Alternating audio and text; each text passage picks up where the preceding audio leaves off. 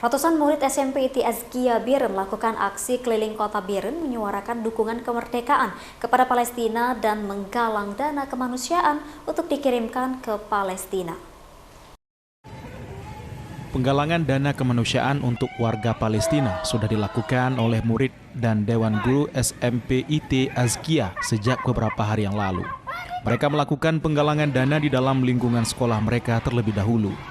Jumat kemarin, 3 November 2023 yang merupakan hari terakhir mereka melakukan penggalangan dana kemanusiaan untuk warga Palestina. Mereka turun ke jalan kota Biren sambil menggalang dana di sepanjang jalan di kota Biren. Mereka menyuarakan dukungan terhadap kemerdekaan Palestina. Jadi yang disuarakan oleh anak-anak ini adalah mereka tidak terima anak-anak seumuran mereka itu dihanguskan di sana.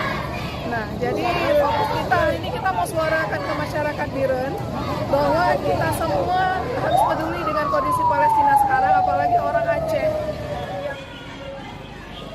Ratna mengatakan Jumat kemarin merupakan kegiatan hari terakhir penggalangan dana kemanusiaan untuk warga Palestina. Pada hari terakhir ratusan murid dan guru SMP ITI turun ke jalan untuk menggalang dana dan menyuarakan dukungan kemerdekaan negara Palestina.